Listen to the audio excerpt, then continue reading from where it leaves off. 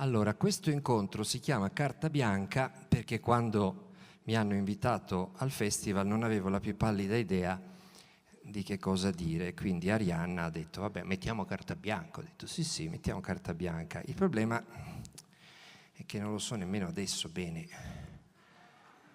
cosa voglio dire, quindi mi sono portato un po' di ritagli sugli ultimi casi che hanno monopolizzato la cronaca negli ultimi mesi per fare un po' il punto sullo stato clinico, direi comatoso, dell'informazione in Italia e però non so da che cosa cominciare. Vi dico i titoli.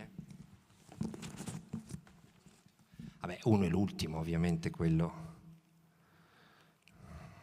Si chiamava Trivellopoli, poi ho scoperto che il verbo trivellare ha dei doppi sensi molto pericolosi.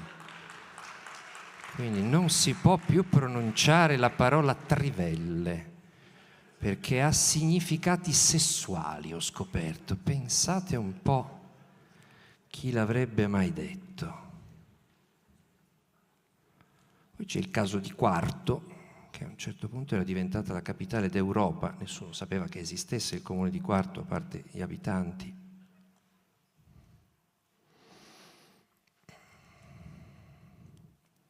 Poi c'è il caso dei furbetti licenziati in 24 ore, di cui si parlò molto a Capodanno, insieme al tema dello smog e al complotto mondiale degli immigrati a Colonia, non so se ricordate.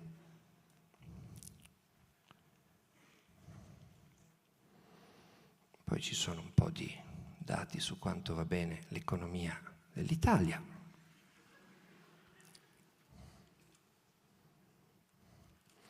E poi mi sono portato un po' di carte a proposito delle grandi riforme.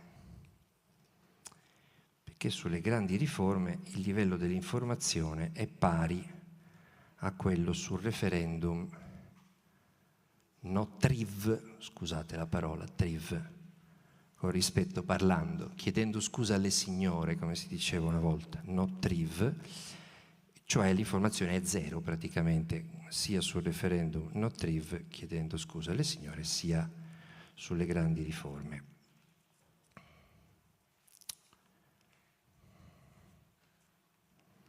E quindi poi mi sono portato un articolo perché ogni tanto mi colleziono titoli, cioè cazzate. Questo mi piace molto, vorrei partire da qua. Delitto di Ancona, uccide la madre della fidanzatina e ferisce il padre. Ha sparato 8 colpi, ma giura, non volevo ammazzarli. Sembra un cliente dell'avvocato Taormina o dell'avvocato Ghedini, che sono specializzati in alibi autoincriminanti e aggravanti. Io penso che uno che spara 8 colpi e dice non volevo ammazzarli, segnali abbastanza bene il fatto che in Italia si può ormai dire qualsiasi cosa. Ieri Paolo Meli ha scritto un pezzo sul famoso simbolo dell'antimafia siciliana Montante, che è sotto inchiesta per mafia, e ha detto forse dovrebbe dimettersi da presidente della Confindustria siciliana, essendo sotto inchiesta per mafia. Lui oggi gli ha risposto dicendo non mi dimetto per non fare un favore alla mafia. Voi capite che è molto simile a ha sparato 8 colpi ma giura non voleva ammazzarli, nel senso che siamo in pieno futurismo, brum brum, bang bang, cioè sono parole in libertà che non hanno più nessuna attinenza con la realtà, e questo, diciamo, è molto aiutato dal sistema dell'informazione. Poi ogni tanto uno prende una cronaca dall'estero e si rincuora un pochino, perché pensate l'ingenuità anche, no? Sì. Quando uno va negli Stati Uniti si diverte molto perché sull'aereo gli fanno firmare e compilare un questionario in cui le domande sono: lei è un terrorista? Lei è in possesso di armi di distruzione di massa? nel suo bagaglio ci sono armi atomiche. Non credo che nessuno abbia mai risposto sì, ma varrebbe la pena farlo semplicemente per vedere la reazione. Però mi hanno spiegato che lì si dà per scontato che una persona dica la verità.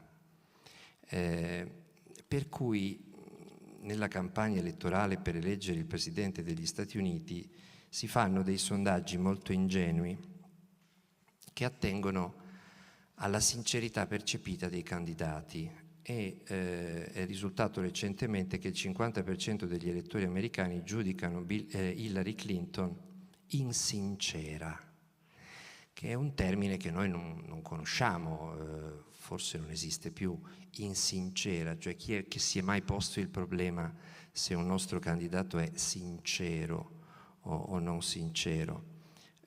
È notizia di ieri che nella dichiarazione delle proprietà che buon uso faccia ogni candidato a qualsiasi carica pubblica, il candidato Giuseppe Sala a Milano si è dimenticato una villa in Svizzera. E non è una battuta mia, si è dimenticato, è una battuta sua, perché ieri gli hanno detto: perché non hai inserito la villa in Svizzera? Lui ha detto: me la sono dimenticata. Ma come fa uno a dimenticarsi una villa in Svizzera?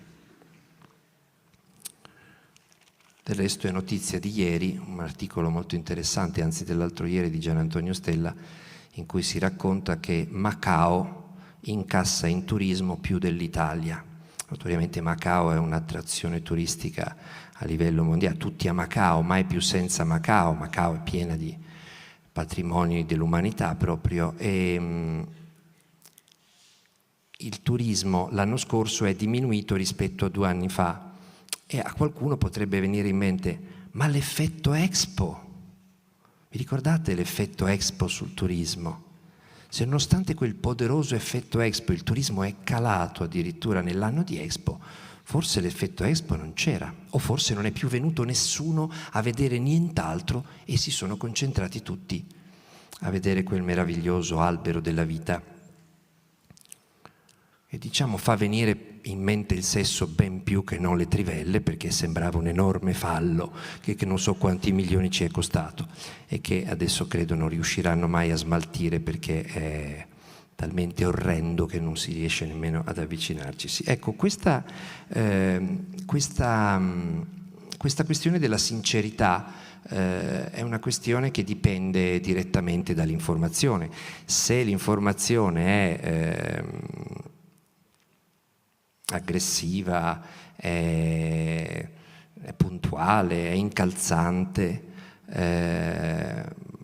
tipo Bruno Vespa col figlio di Rina, per dare un'idea dell'aggressività che deve contraddistinguere l'informazione. È chiaro che chi racconta bugie viene immediatamente sputtanato e quindi si pone il problema della sincerità o dell'insincerità, e l'insincerità diventa un handicap in una campagna elettorale. Da noi io non ricordo che qualcuno si sia mai occupato della sincerità o dell'insincerità dei candidati, anzi diamo per scontato che siano dei bugiardi, per cui non ci fa né caldo né freddo se si dimenticano una villa in Svizzera, o se taroccano i dati degli ingressi di Expo, oppure se nell'ultimo mese di Expo ci sono delle code interminabili per cui fai 14 ore di attesa prima di visitare il padiglione del Sikkim, e poi leggi sul giornale che quello è un segno del trionfo di Expo. Io di solito quando ci sono code sento gente bestemmiare come i turchi, eccetera, perché è un segno di disorganizzazione, di fallimento, non è un segno di... altrimenti alla Posta, non vi dico al raccordo anulare di Roma, il successone che si raggiunge in certi giorni in cui non si riesce...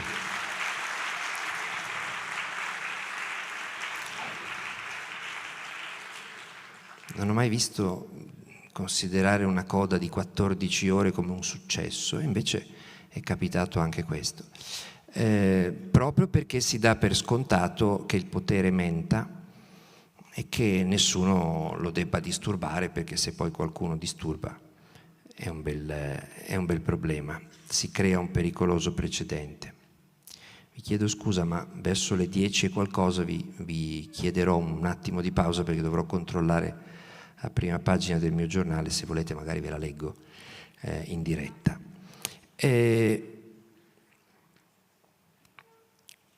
Quindi partiamo dalle riforme.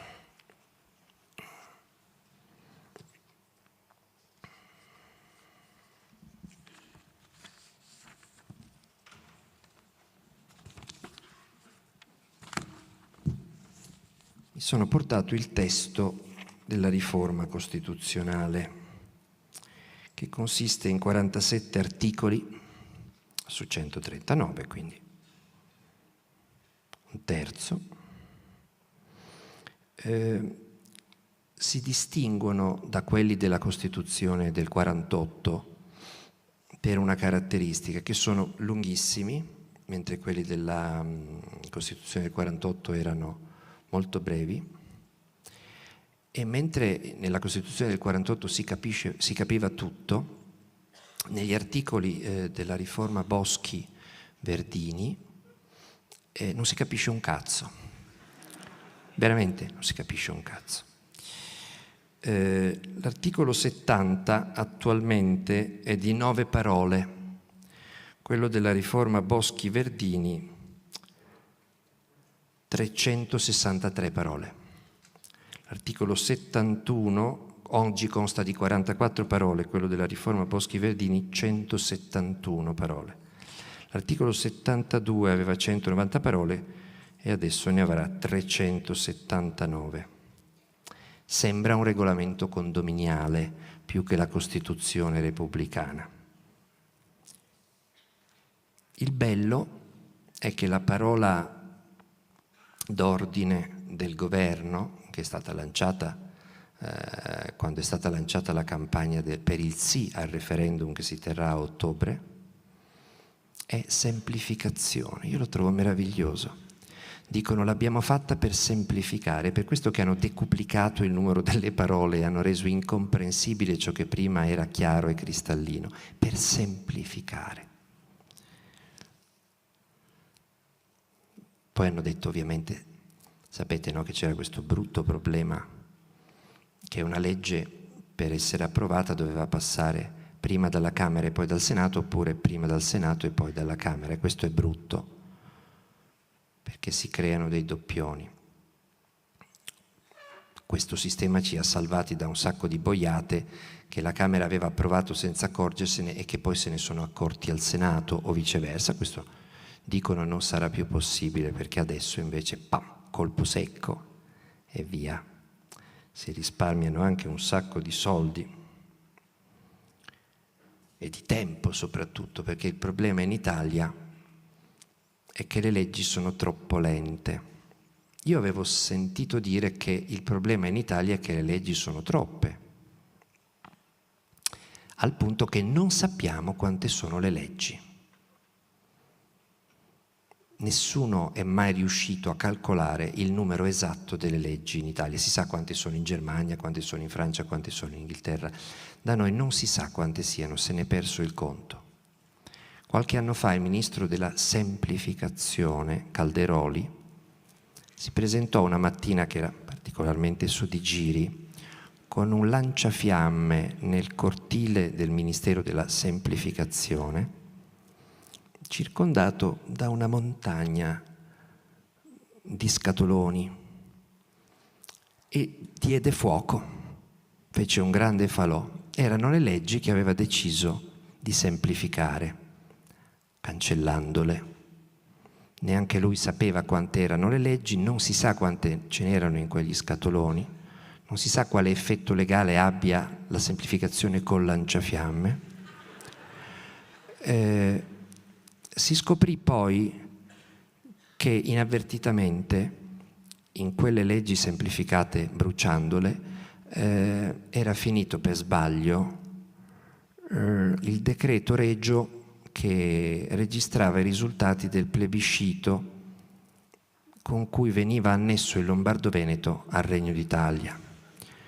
Quindi da allora, sono alcuni anni, non si sa esattamente se il Lombardo-Veneto faccia ancora parte della Repubblica Italiana oppure se sia tornato agli Asburgo, all'Austria o alla Repubblica Serenissima di Venezia. Non si è mai capito perché lui l'ha bruciato il decreto di annessione, quindi il Lombardo-Veneto è lì in bilico. Quindi di solito le persone raziocinanti sanno che le leggi sono troppe e se sono troppe vuol dire che se ne fanno troppe e se se ne fanno troppe vorrebbe dire bisogna rallentare un po' la produzione legislativa, bisognerebbe per semplificarle fare in un altro modo che non il lanciafiamme e riunirle in leggi quadro, vedere quello che serve e quello che non serve. Molte leggi dicono una cosa e altre dicono l'esatto contrario, il che crea contenzioso, riempie i tribunali amministrativi, penali, civili, perché ciascuno rispetta la sua legge che però è in contraddizione con quella che rispetta un altro. Ma improvvisamente ci è stato spiegato che il problema dell'Italia è che le leggi sono lente. A quel punto l'Ufficio Studi del Senato ha fatto una ricerca e ha scoperto che non è vero niente. Ogni legge ordinaria con quel brutto sistema Camera-Senato, la navetta, viene approvata in media in 53 giorni, meno di 2 mesi. Ogni decreto legge viene convertito dalle 2 Camere, navetta, Camera-Senato, in 46 giorni, 1 mese e mezzo. Ogni legge finanziaria, siccome è più complicata, viene, sempre con la doppia conforme, approvata in 98 giorni, 2 mesi. Si può fare di meglio, ma non mi pare che un tempo di formazione delle leggi che va da 1 mese e mezzo ai 2 mesi sia un tempo esageratamente lungo, tale da giustificare questo sconquasso della Costituzione. Però la gente è convinta che le leggi impieghino anni per essere approvate. Effettivamente ci sono delle leggi che impiegano anni a essere approvate. La legge sulle unioni civili attendeva da circa 30 anni di essere approvata, nel senso che il primo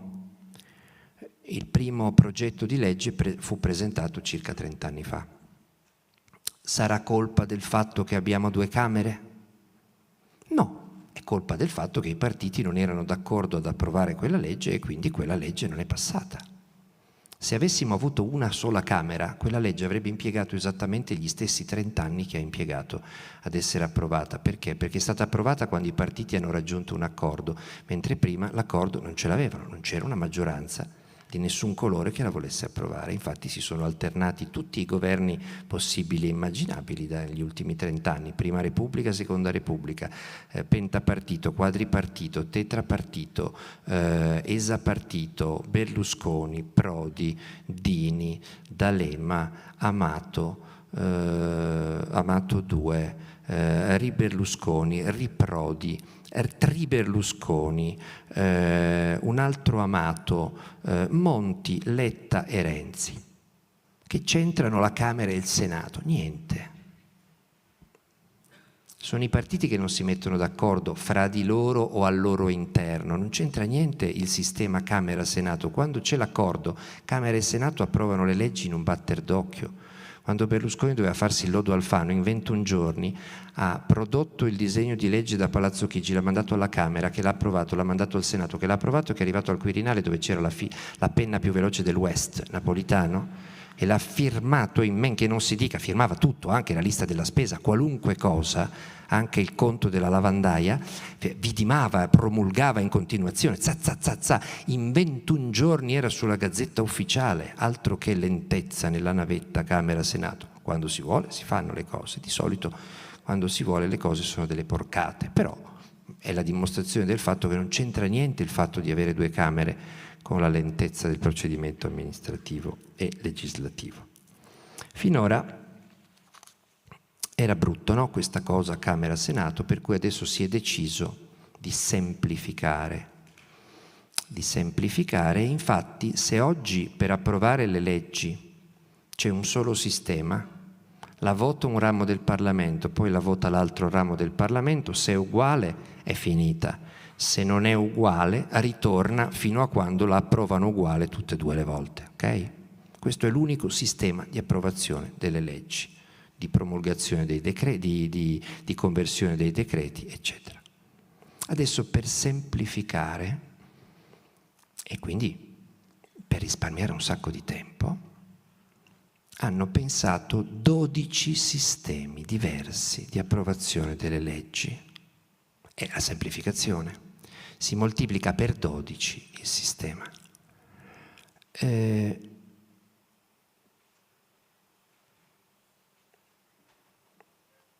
Il bello è che tutti e 12 i nuovi sistemi che sostituiscono quell'unico che c'era prima prevedono il passaggio della legge dalla Camera al Senato.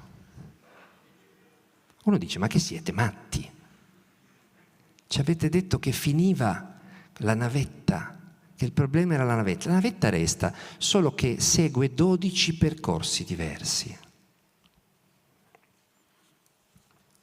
E guardate che questa leggenda della semplificazione e del risparmio di tempo, oltre che di denaro, non l'ha detta uno qualsiasi, l'ha detta il nostro Presidente della Repubblica in una delle rarissime sue esternazioni. Sapete che per sentirlo parlare all'inizio si pensava fosse muto, poi ogni tanto qualche monosillabo. È stato negli Stati Uniti, gli studenti gli hanno detto: è vero che in Italia ci sono molti parlamentari inquisiti? Lui ha risposto: non mi risulta che molti parlamentari sono indagati, ce ne sono solo alcuni, sono delle eccezioni. In effetti erano 42 quando si è aperto il Parlamento, oggi sono una novantina, sono il 10%, pochi ancora secondo Mattarella. Si può fare di più, però ci sono altri 2 anni di legislatura, non poniamo limiti alla provvidenza, magari si arriva a 200, putta caso, sarebbe un bel record. Poi un altro studente gli ha chiesto della riforma della Costituzione e lui ha risposto: influirà sull'efficienza e sulla velocità delle decisioni, sulla capacità di governare i problemi quando nascono e non dopo. Porterà un significativo recupero di efficienza e di competitività per il nostro Paese. Già. Infatti, da un metodo legislativo passiamo a 12. Ve li riassumo. Avete diritto anche voi a un po' di svago e quindi... Primo, leggi costituzionali. Il sistema rimane identico, bicameralismo perfetto, Camera-Senato. Non si capisce per quale motivo il Senato, che non sarà più eletto ma nominato dai consigli regionali e formato da consiglieri regionali e sindaci che vanno a fine settimana a fare il dopolavoro a Roma, e nel tragitto tra la loro città e Roma vengono investiti dalla grazia divina e coperti dall'immunità parlamentare, che non gli spetta in qualità di sindaci e di consiglieri regionali, ma nell'avvicinarsi a Roma una sorta di scudo spaziale li avvolge, per cui l'importante è che delinquano lontano dalla loro città e non gli si può più fare niente, come se fossero dei parlamentari eletti. Quindi non si capisce con quale legittimità questi signori mai eletti, insalutati ospiti che arrivano in Senato, dovrebbero mettere becco nelle riforme costituzionali che in teoria dovrebbero appartenere ai rappresentanti del popolo. E questi il popolo manco lo conoscono, perché il popolo non sa che eleggendo un sindaco o un consigliere regionale quello poi gli va a fare anche il senatore nei ritagli di tempo. Come adesso uno va a giocare a bocce, quando ha finito di lavorare questi andranno a fare i senatori. Solo che se giochi a bocce non hai l'immunità, se vai a fare il senatore ce l'hai, quindi conviene. Poi Roma è bella, insomma. È un bel weekend, devo dire. Quindi il primo sistema, quello delle leggi costituzionali, rimane identico. Camera, Senato, ciascuno vota con parità di diritto, eccetera. Lì non si muove foglia, e questo è il primo sistema. Secondo, leggi ordinarie. Qui viene il bello. Guardate che ci vuole dell'impegno, ci vuole dello studio, ci vuole del talento per inventare un sistema così. È entrato in funzione l'ufficio complicazione affari semplici e si è scatenato. La Boschi ne è il capo. Non so se si può dire Boschi o se è sessismo. Comunque, se non si può dire, mi scuso preventivamente. Per le leggi ordinarie, caos più assoluto. Allora, l'approvazione spetta alla Camera, ma il Senato può ancora dire la sua. La Camera approva e poi trasmette la legge a Palazzo Madama. Qui entro 10 giorni, se un terzo dei membri ne fa richiesta, il Senato riesamina il testo. E questo è il secondo sistema. Terzo. Che succede se un terzo dei senatori in quei 10 giorni chiede di riesaminare il testo? Attenzione, 2 opzioni. Dopo che l'hanno esaminato, i senatori possono decidere che gli sta bene come ha deciso la Camera. È lì, morta lì. Oppure possono decidere di emendare la legge, cioè di cambiarla, e hanno 30 giorni per farlo. Quarto, se vogliono emendare la legge in quei 30 giorni, la legge che hanno modificato torna alla Camera. Doppia navetta, obbligatoria. La Camera ha l'ultima parola, però deve dirla entro 20 giorni, attenzione. Bisogna segnarsele queste cose perché sarà complicatissimo. Se uno sbaglia i 30 coi 20, coi 10 sono cazzi. 20 giorni. Quinto sistema, la Camera a questo punto può accogliere e confermare gli emendamenti del Senato. Sesto sistema, la Camera può decidere che non gliene frega niente degli emendamenti del Senato e ignorarli, ripristinando dunque il testo originario che la stessa Camera aveva mandato al Senato. Per poterli ignorare, gli emendamenti del Senato, la Camera deve votare a maggioranza semplice, attenzione, la metà più 1 dei presenti in aula. Settimo sistema. Leggi in materia di autonomie territoriali e di trattati internazionali. Qui il Senato ha di nuovo 10 giorni per esaminarle e decidere di cambiarle oppure di ignorarle. E se decide di cambiarle ha altri 30 giorni per fare gli emendamenti. Ma attenzione perché ottavo sistema, se non tocca nulla il Senato, la legge passa così come gliel'ha mandata la Camera. Nono sistema, il Senato la cambia. A quel punto torna alla Camera, di nuovo doppia navetta obbligatoria. Cosa fa la Camera?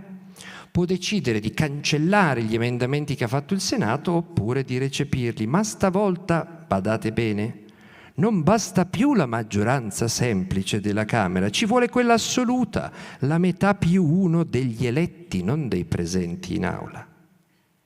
Decimo sistema, legge di bilancio, cioè la finanziaria. Iter ancora più demenziale, qui siamo al triplo salto mortale carpiato con avvitamento. La Camera approva la legge di bilancio, poi la gira al Senato. Vedete che Camera e Senato continuano a mandarsi la legge almeno una volta, se non 2. Quando arriva al Senato, il Senato vota. Se vuole modificarla stavolta, attenzione, non ha 10 ma ha 15 giorni, signori, mi voglio rovinare, di tempo per modificarla. Ma attenzione, se la cambia in quei 15 fatidici giorni, bisogna vedere con che maggioranza la cambia. Perché se la cambia il Senato con maggioranza semplice, quando poi torna alla Camera, la Camera può cambiare i cambiamenti che ha fatto il Senato a maggioranza semplice a sua volta. Viceversa, 11° sistema. Se il Senato modifica la legge di bilancio a maggioranza assoluta, la Camera che la riceve già cambiata deve avere la maggioranza assoluta per cambiare i cambiamenti e modificare le modifiche ed emendare gli emendamenti. Ma attenzione, 12° e ultimo sistema, il rebus, la settimana enigmistica. Se alla Camera c'è solo una maggioranza semplice che vuole respingere gli emendamenti fatti dai senatori a maggioranza assoluta,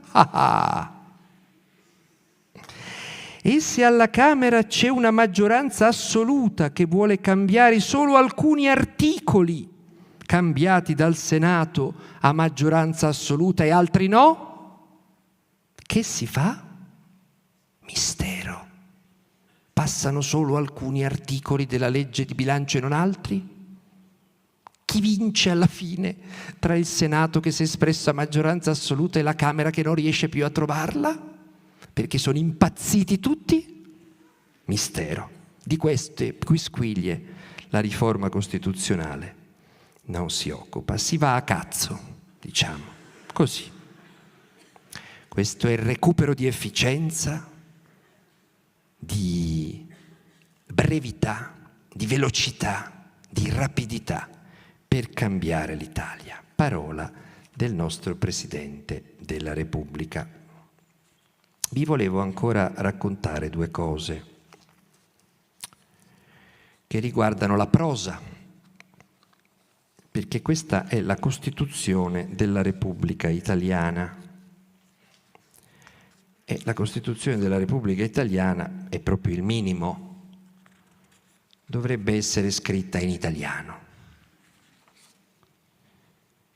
L'idioma con cui è stata scritta è misterioso, incerto, forse non indoeuropeo, direi cuneiforme.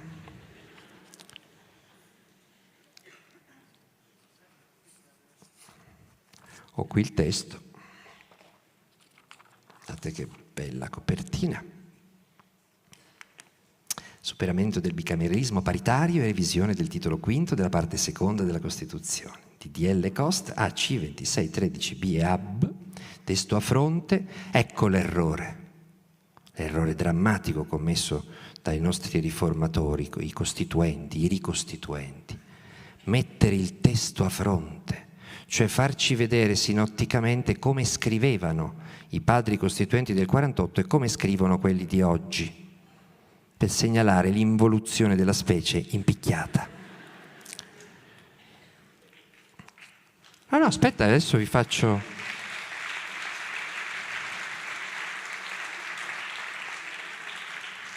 due esempietti. No, le dico queste cose perché dubito che nei prossimi mesi, di qui a ottobre, avrete molte occasioni di sentirne parlare.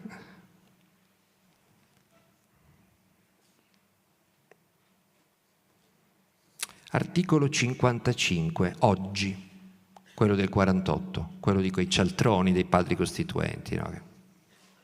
Cazzari. Il Parlamento si compone della Camera dei Deputati e del Senato della Repubblica. Fine. Semplice, comprensibile. Nuovo articolo 55. I ricostituenti all'opera. Il Parlamento si compone della Camera dei Deputati e del Senato della Repubblica. Questa non sono riusciti a guastarla, ci hanno provato, poi l'hanno lasciata, però hanno aggiunto alcune cosette. Le leggi che stabiliscono le modalità di elezione delle Camere promuovono l'equilibrio tra le donne e gli uomini nella rappresentanza. Ciascun membro della Camera dei Deputati rappresenta la nazione. La Camera dei Deputati è titolare del rapporto di fiducia con il governo ed esercita la funzione di indirizzo politico, le funzioni legislative e quelle del controllo dell'operato del governo. Segue emendamento Kociancic. Il Senato della Repubblica rappresenta le istituzioni territoriali ed esercita funzioni di raccordo tra lo Stato e gli altri enti costitutivi della Repubblica. Concorre all'esercizio della funzione legislativa nei casi secondo le modalità stabilite dalla Costituzione, nonché all'esercizio delle funzioni di raccordo tra lo Stato e gli altri enti costitutivi della Repubblica e l'Unione Europea.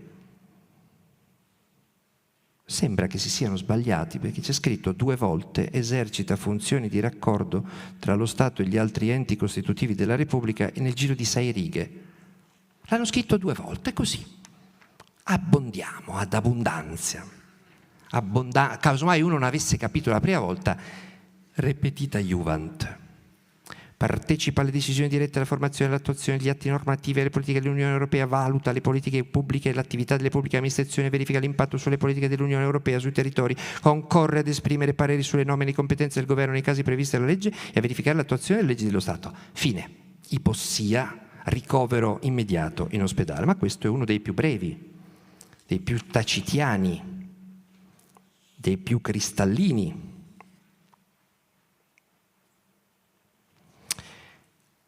Nuovo articolo 56.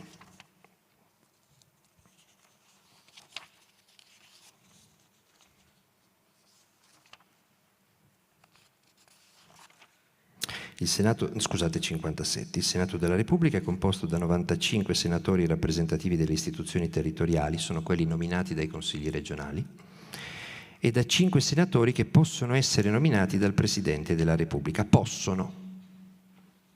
Se li vuole nominare qualcun altro, si faccia avanti.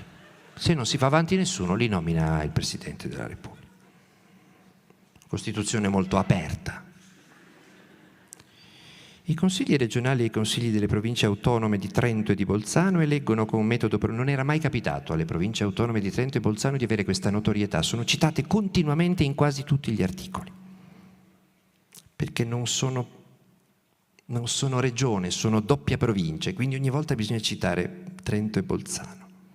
Eleggono con metodo proporzionale, eleggono i consigli regionali e i consigli delle province autonome di Trento e Bolzano eleggono con metodo proporzionale i senatori tra i propri componenti, quindi i consigli regionali eleggono senatori dei consiglieri regionali e nella misura di uno per ciascuno fra i sindaci dei comuni dei rispettivi territori. Quindi i consigli regionali eleggono i senatori tra i propri componenti e tra i sindaci, ok?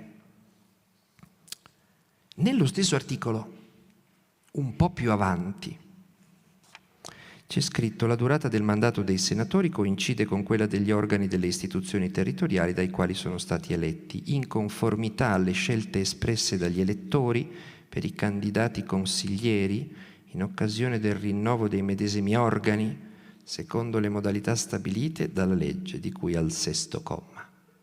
La supercazzola prematurata con scappellamento a destra. Nel senso, nello stesso articolo, ripeto il 57, fenomenale, andrà scritto in rosso per distinguerlo dagli altri, perché è roba da manicomio.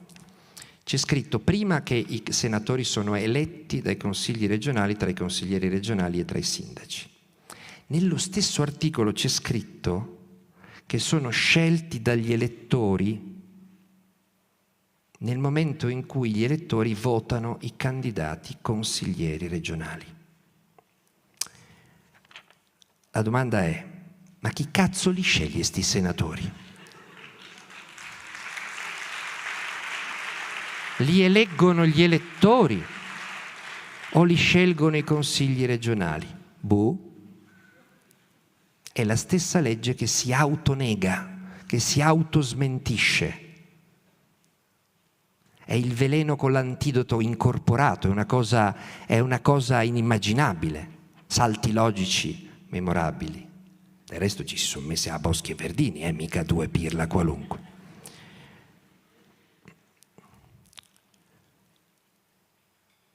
Ora, può essere che alla fine faccia una legge elettorale sulle regionali per cui chiedano agli elettori: chi vuoi di questi candidati consiglieri regionali che poi vada a fare anche il dopolavoro di senatore? Chi vedi adatto per questo doppio ruolo? Sappi che ci avranno l'immunità, quindi meglio gli inquisiti, no? Ma quelli che invece diventano senatori perché fanno i sindaci, come fanno a essere scelti dagli elettori? Visto che qua c'è scritto in conformità. Che cavolo è finito? Perso. In conformità con le scelte espresse dagli elettori per i candidati consiglieri. E i sindaci quindi li nomina sicuramente il Consiglio regionale. E allora in che conformità è? Di che stanno parlando? È un mistero.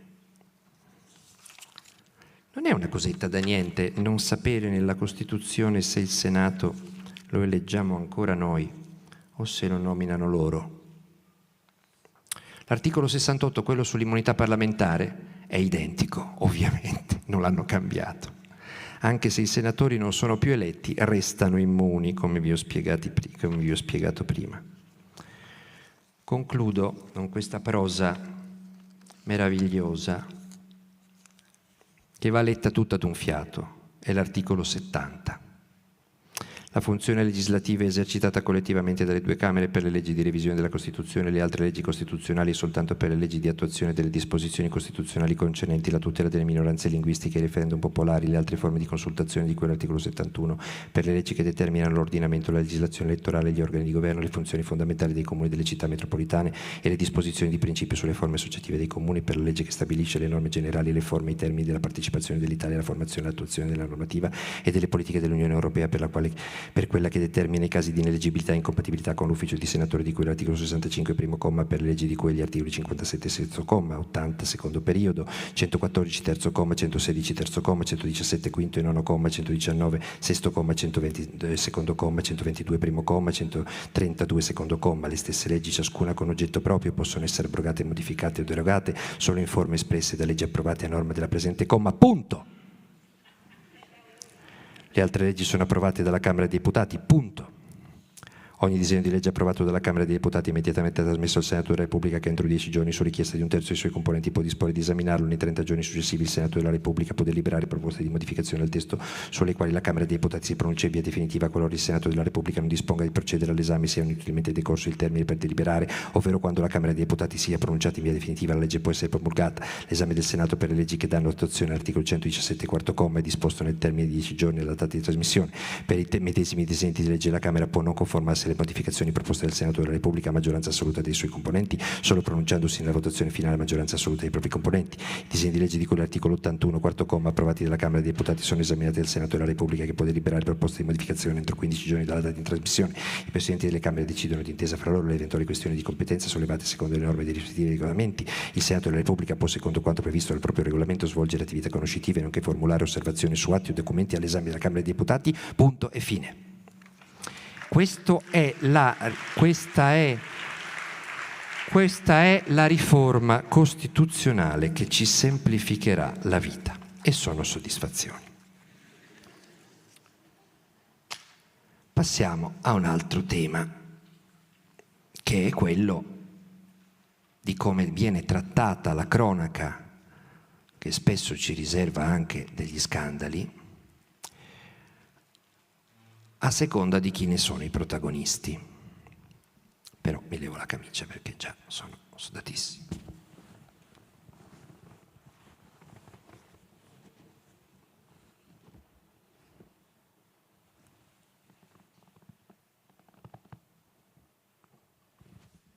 Mi faccio aiutare per introdurre il tema da una bellissima frase di Carlo Goldoni, che un giorno descriveva la macchina del mondo nuovo. Era una macchina che veniva usata dagli imbonitori ambulanti in piazza per colpire la fantasia di chi li vedeva, no? E oltre alla donna cannone, a mangiafuoco e altri fenomeni da baraccone, c'era anche la macchina del mondo nuovo. Era uno scatolone, così lo descrive Goldoni, illuminato da candele accese, con delle figure dipinte su lastre di vetro che la gente vedeva in movimento e si illudeva di assistere a fatti accaduti a migliaia di chilometri. Era una specie di cartone animato, era una specie di animazione, no? Di un fatto che si voleva raccontare anche con immagini. E Goldoni commentava: un'industriosa macchinetta che mostra all'occhio maraviglie tante, ed in virtù degli ottici cristalli anche le mosche fa parer cavalli.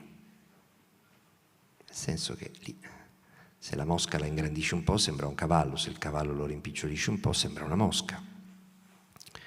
E a proposito di mosche e cavalli, a me ha molto colpito la copertura mediatica che ha avuto il caso di Quarto, di cui vi parlavo prima. Mi sono portato qua una cartellina.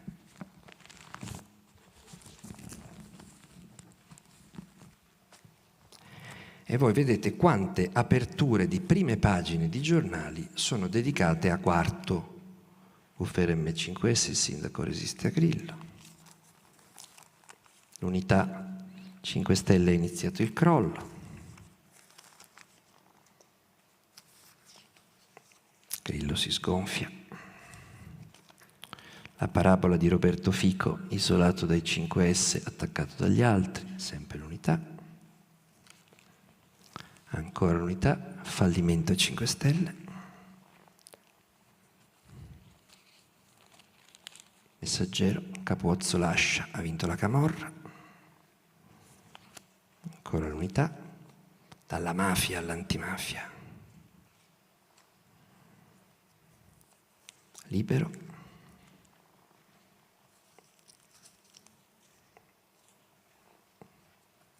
Stampa.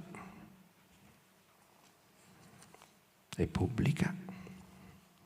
Potrei andare avanti così per tutto quest'altro malloppo. Sono circa 2 mesi di titoli che vanno spesso in prima pagina e spesso in apertura di prima pagina. Che cosa è successo a Quarto? Forse ce lo ricordiamo tutti, forse no. In un comune di 40.000 abitanti alle porte di Napoli si vota l'anno scorso, si presentano ovviamente tutti i partiti, ma le liste del PD vengono bocciate perché presentate con delle irregolarità. C'è un capobastone locale,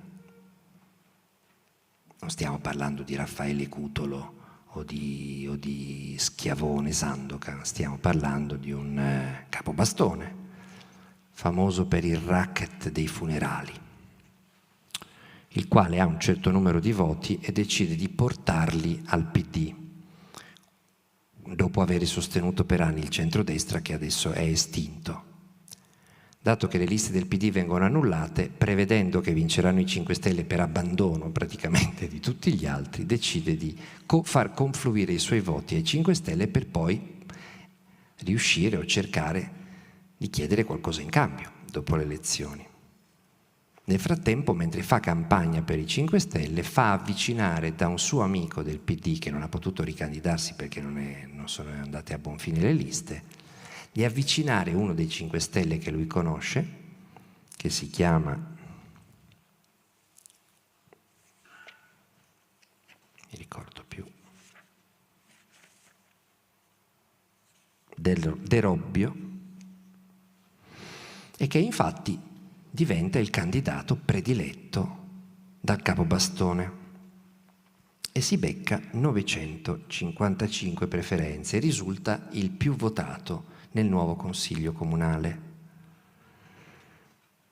Questo De Robbio, che sa di essere stato votato con l'aiuto del capobastone, comincia per conto del capobastone a premere sulla sindaca a Roma Rosa Capozzo perché faccia dei favori al capobastone.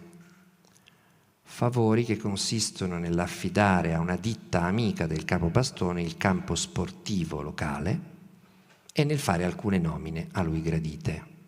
La sindaca non ci sta e allora lui minaccia di far uscire delle notizie, delle fotografie che riguardano un sottotetto abusivo nella casa del suocero della sindaca, dove vive anche la sindaca. La sindaca se ne frega anche di quel ricatto, non dà al consigliere del suo partito, amico del capobastone, quello che vorrebbe, e però non denuncia l'estorsione di cui è vittima.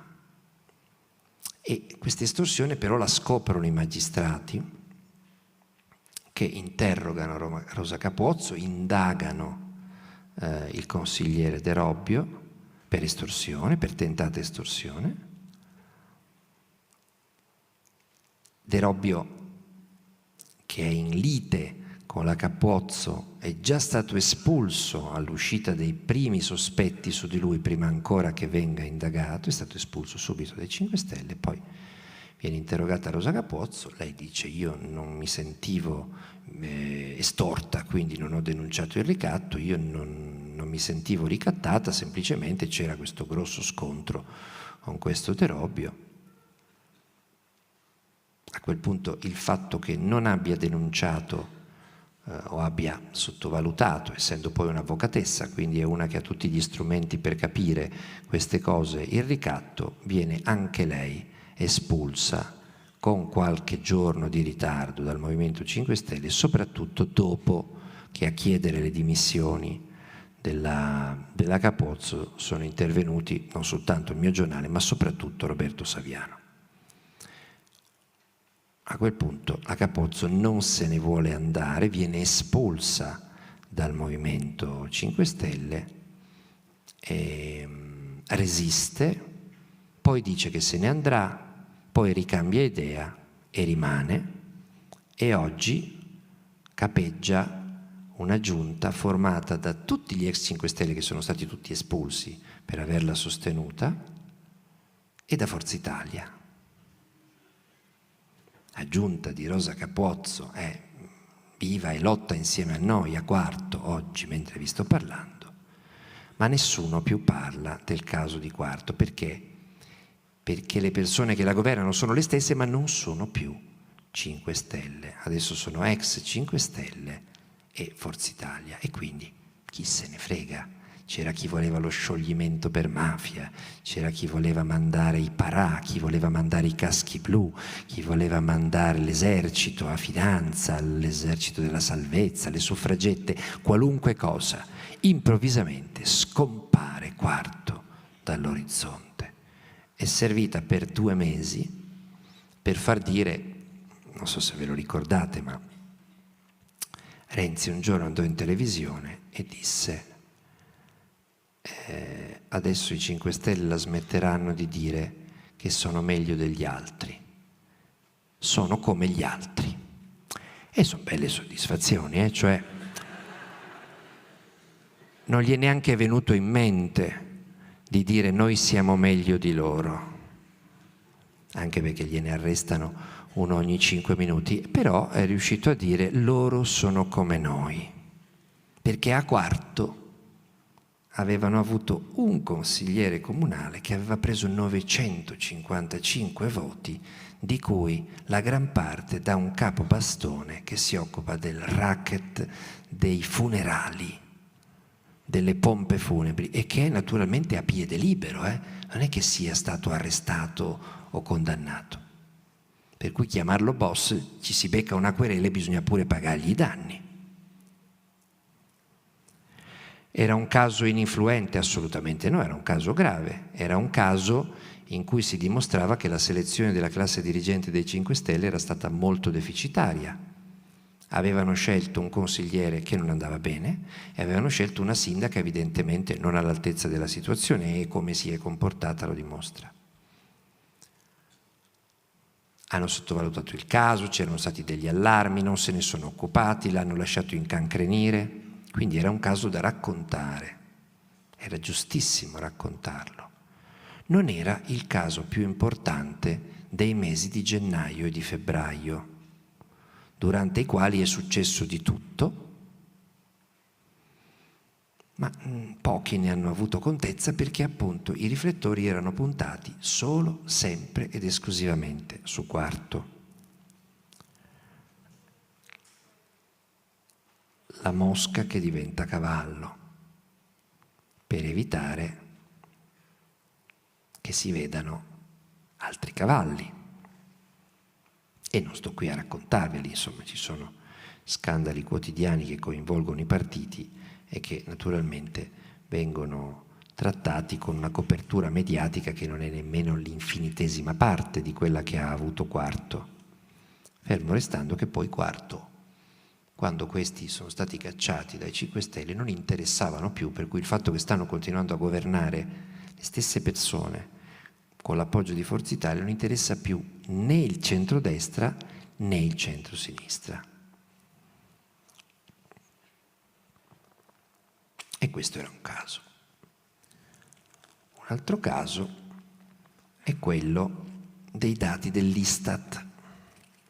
A ogni fine mese, da un anno a questa parte, cioè da quando è stato approvato il Jobs Act, noi abbiamo titoli come questi.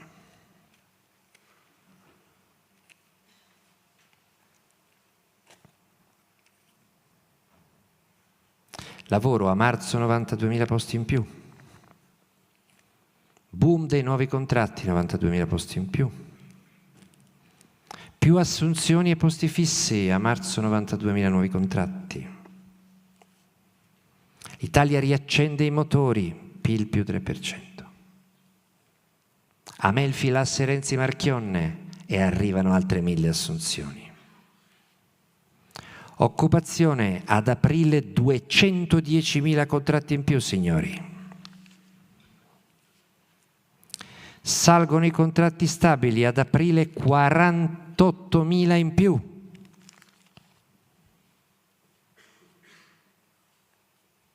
Visco, la ripresa è avviata, il Jobs Act dà i primi frutti, ma le riforme non si fermino.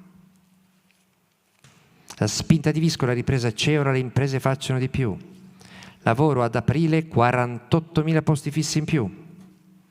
Lavoro in aprile 210.000 contratti in più. Italia meglio del previsto, crescerà di più. Poletti, i contratti stabili sono aumentati. Renzi, possiamo crescere più degli altri. Italia fuori recessione e deflazione.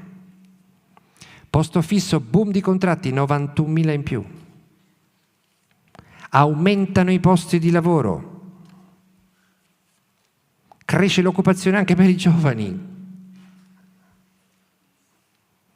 In un mese 159.000 posti in più, signori. Il lavoro cresce, Renzi apre al dialogo. Cazzo, c'entra la prima frase con la seconda? Non si sa. Jobs Act eppur funziona. INPS in 3 mesi oltre 600.000 assunti, signori, mi voglio rovinare. Dalla Fiat alle piccole imprese, la prima ondata di assunzioni. Transennavano proprio le strade, queste ondate, assunzioni anche a pista d'oca, assunzioni 155.000 in più grazie agli incentivi, signori. Col Jobs Act i contratti stabili sono quasi raddoppiati.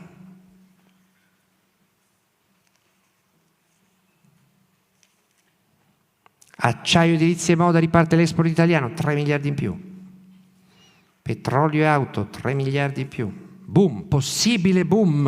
Attenzione, possibile boom. Possibile. La ripresa dei conti pubblici. In un anno 325.000 occupati in più senza lavoro all'11,9. Io facendo la somma di tutti quegli occupati in più di prima ero già arrivato a circa 3 miliardi di persone. Invece poi in un anno 325.000, che comunque voglio dire, parecchi, creati 69.000 posti. Fondo monetario, per l'Italia crescita più alta, può fare meglio della Germania. Fondo monetario, il PIL mondiale rallenta, ma l'Italia cresce un po' di più.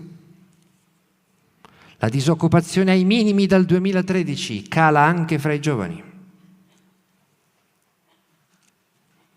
Vabbè, poi c'è una stampa umoristica. Bentornata fiducia. Natale, ripartono le spese. Lavoro, gli inattivi a quota 3.600 milioni, che secondo loro erano pochi. Natale, consumi in rialzo dopo 8 anni. Istat, più redditi e consumi, riparte la corsa al mattone, sfrenata proprio, roba che gira la testa. Disoccupazione mai così bassa al 2012. Satira, 500.000 di contratti in più, signori, 500.000! E anche una batteria di pentole antiaderenti in omaggio. Più disoccupati, ma creati 103. Questi sono titoli meravigliosi. cresce contemporaneamente l'occupazione e la disoccupazione. Signori, sono i miracoli. Attenzione.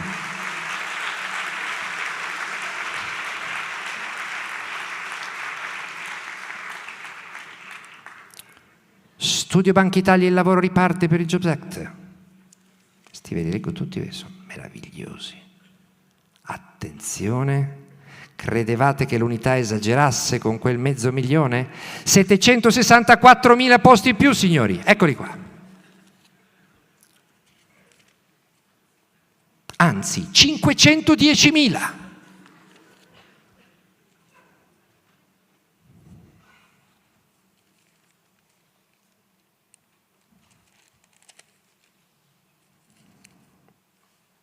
La disoccupazione scende all'11,3, il minimo negli ultimi 3 anni.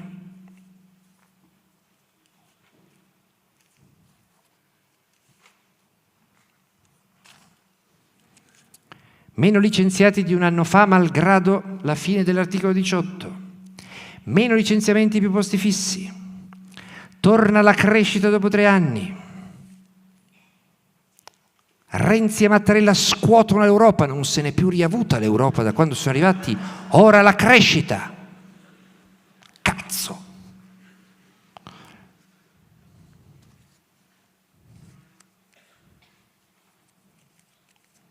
Renzi, nessuna paura, l'Europa, l'Italia crescerà. Da gennaio 371.000 contratti in più, chi offre di più, signori? Torna la fiducia mai così alta da 13 anni. L'Italia non è incurabile, dice Mattarella in uno dei suoi accessi di ottimismo più sfrenati.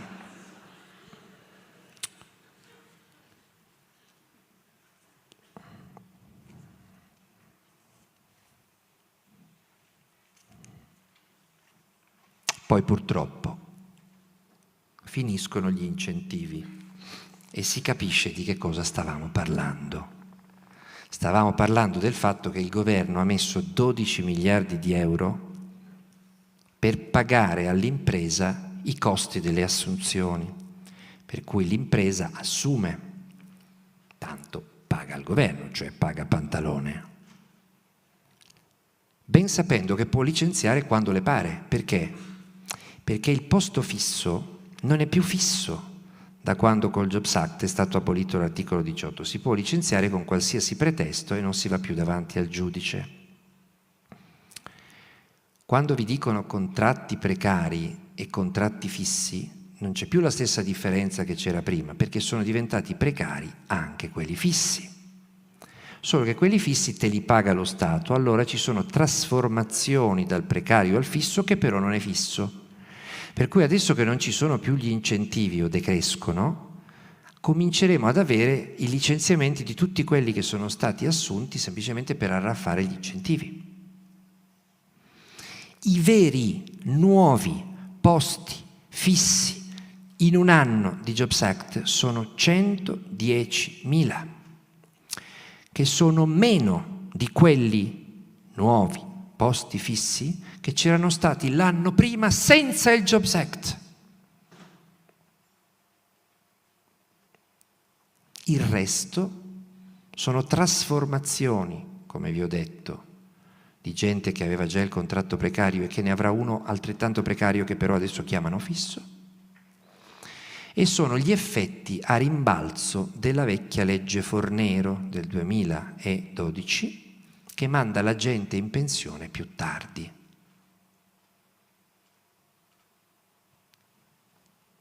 Infatti,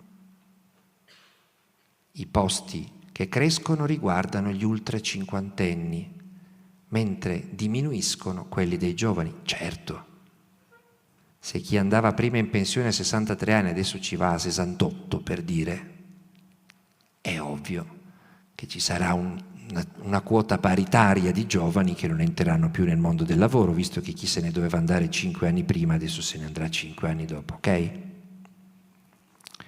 Era tutto abbastanza prevedibile. Allora abbiamo questi titoli così un po' mesti. Occupati in calo a febbraio, frena l'effetto incentivi. Occupati in discesa, meno 97.000 a febbraio. I nuovi timori del governo, rischio decrescita nel 2016.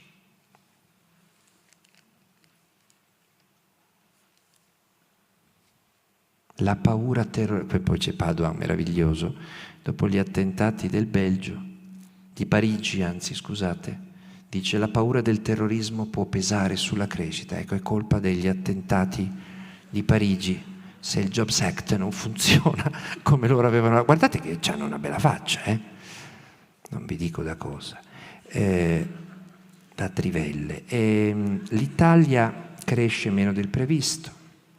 Abuso voucher, già, ci sono un sacco di voucher con lavoro in affitto che stanno esplodendo, strano perché avevano detto che sarebbero spariti. Produzione e lavoro, l'Italia avanti piano. Renzi taglia le stime del PIL. Occupazione e crescita troppo lenta. Tornano a crescere i disoccupati. Lavoro e il calo dei giovani occupati. Fine delle balle. Atterraggio sulla terraferma. Voi direte, non si poteva prevedere. No, c'era chi lo aveva previsto. C'era chi lo aveva previsto che drogare il mercato con gli incentivi non crea posti di lavoro in quanto c'è un bisogno di lavorare per produrre qualcosa. Il problema è che non si assume, non perché non ci sono gli incentivi, non si assume A perché il costo del lavoro è troppo alto, B perché non si sa a chi vendere, in quanto i consumi sono fermi. E i consumi sono fermi perché la gente guadagna poco, sia che abbia un lavoro dipendente sia che abbia una pensione. I salari sono i più bassi d'Europa, tra i più bassi d'Europa, siamo l'unico paese con la Grecia a non avere un reddito minimo, chiamatelo di cittadinanza, chiamatelo come volete, e invece di detassare il lavoro si sono presi 12 miliardi, li si è buttati dalla finestra, semplicemente per drogare i dati per qualche mese e far credere alla gente un boom, una ripresa che di fatto non c'è perché è estrogenata, è dopata. Finito il doping, ricominci ad andare ad andatura naturale e hai smesso di correre. Ed è quello che è successo adesso. Però abbiamo 12 miliardi in meno nelle casse dello Stato. 12 miliardi in meno, 12 miliardi buttati per creare 110.000 nuovi posti fissi di lavoro. Fate voi il calcolo quanto è costato ogni posto di lavoro. 12 miliardi diviso, vogliamo fare 120.000? Benissimo.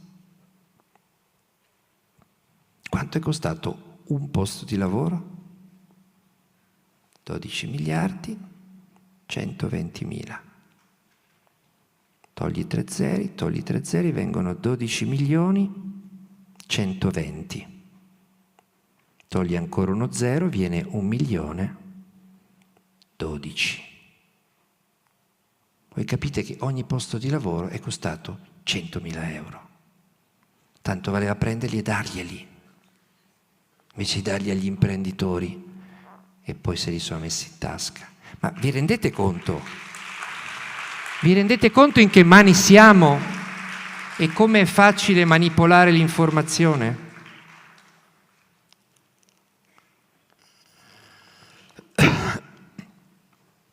Per un anno è andata avanti questa disinformazione sistematica, alla fine di ogni santo mese. E chi alla fine di ogni santo mese si permetteva di dire guardate che non è vero, guardate che state scambiando i dati, guardate che state taroccando le cifre, guardate che è tutto drogato, guardate che sta per finire, guardate che poi il boomerang ritorna indietro. Era un gufo, un disfattista che non vedeva il nuovo boom. Faccio ancora un paio di esempi e poi ci salutiamo.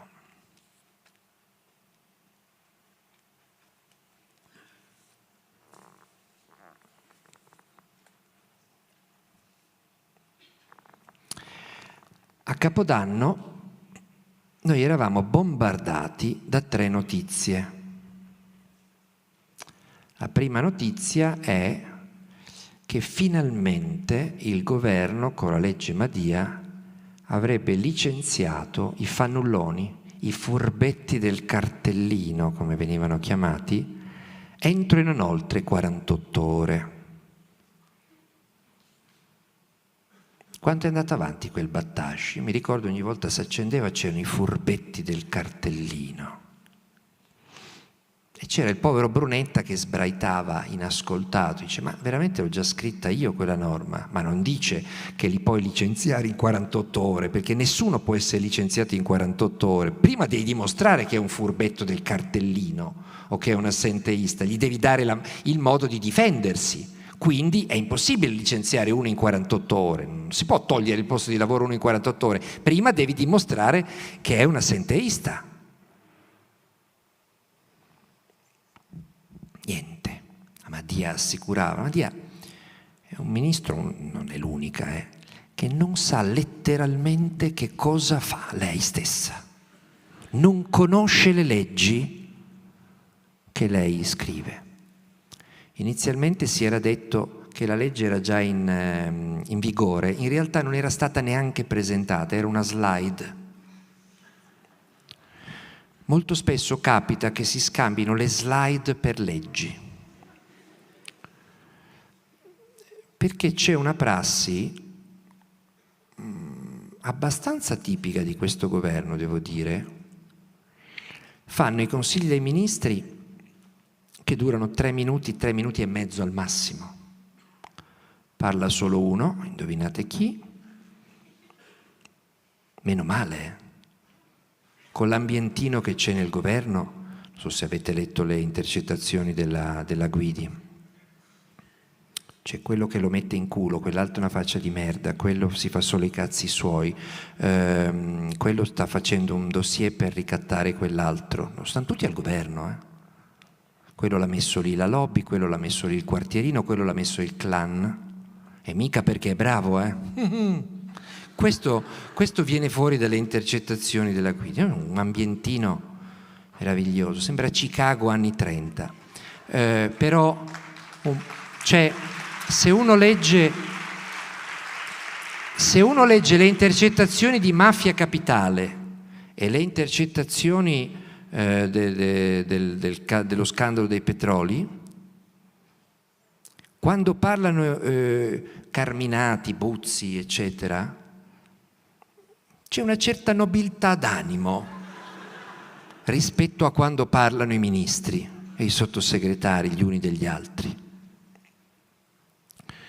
Quindi meno male che il governo non si riunisce quasi mai e quelle rare volte si riunisce per 3 minuti, se no finirebbe a schifio, li troverebbero sgozzati, no? Come nei film di mafia di Al Capone, no? Uno che passa lì con la mazza, pam! Come avete presente De Niro nei panni di Al Capone, con la mazza da baseball. Quindi 3 minuti e mezzo, parla solo uno, poi lui fa la conferenza stampa, a volte ci sono delle decorazioni, ministri o ministre intorno, non dicono mai una parola, e lui col mento volitivo, con quei 3-4 menti volitivi che gli sono venuti nel frattempo, e che mostra delle slide. I giornali il giorno dopo scrivono subito licenziati i furbetti del cartellino. Per cui la gente inavvertitamente ci si affeziona, no, a questa cosa e pensa che sia effettivamente in vigore una norma che in 48 ore licenzia i furbetti del cartellino. In realtà poi si scopre che il Consiglio dei Ministri non ha mai formalizzato alcun testo di questa norma, che infatti era una slide. Di solito ci sono dei disegni, ci sono dei pesciolini rossi, dei funghetti. Sembrano quei disegni che mettono ai bambini dell'asilo per fargli vedere fungo, laghetto, papera. Il livello è quello, uguale. C'è la slide con un disegnino Lui dice: licenziamo, adesso mica stiamo qui a pettinare le bambole, noi licenziamo in 48 ore, no? Slide, la gente dice: cavolo, però hanno già fatto la legge, vedi, la velocità proprio qui cambia l'Italia, e in realtà non c'è mai un testo, per cui noi in redazione abbiamo sempre delle difficoltà, perché ci chiediamo poi agli uffici dei ministeri, ci mandate il testo della legge? Ma non c'è nessun testo. Quale testo? Ma c'è solo la slide? Certo. È il ritorno della tradizione orale, è il ritorno di Omero, Esiodo. Non c'è il testo. Non è che manca il decreto attuativo, no, non c'è il testo, non inizia nemmeno l'iter. Per cui a un certo punto si è scoperto che quella norma per licenziare entro e non oltre le 48 ore i furbetti del cartellino semplicemente non c'è.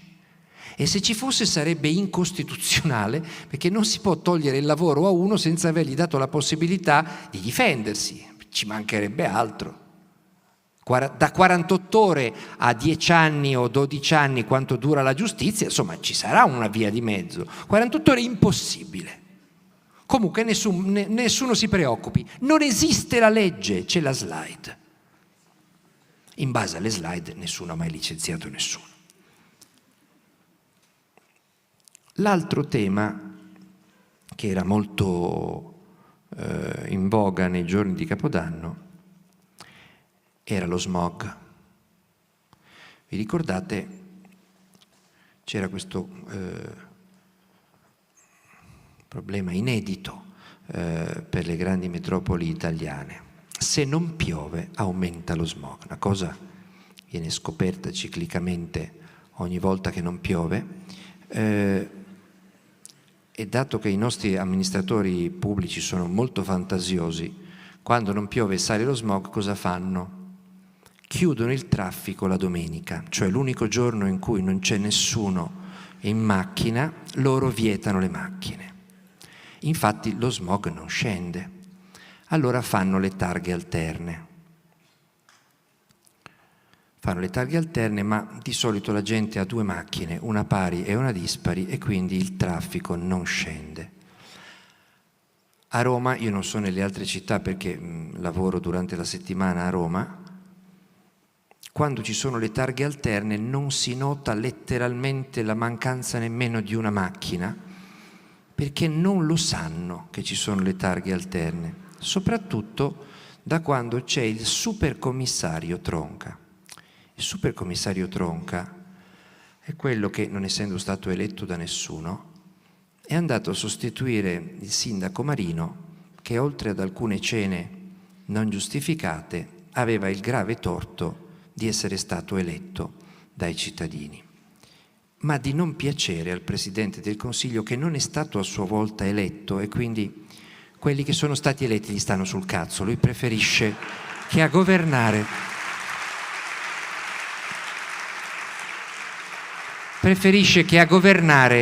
siano persone non elette, ma scelte da lui. Infatti la riforma costituzionale questo prevede, che i deputati se li nomina lui coi capilista bloccati e i senatori li fa nominare dai consiglieri regionali e dalle province autonome di Trento e Bolzano.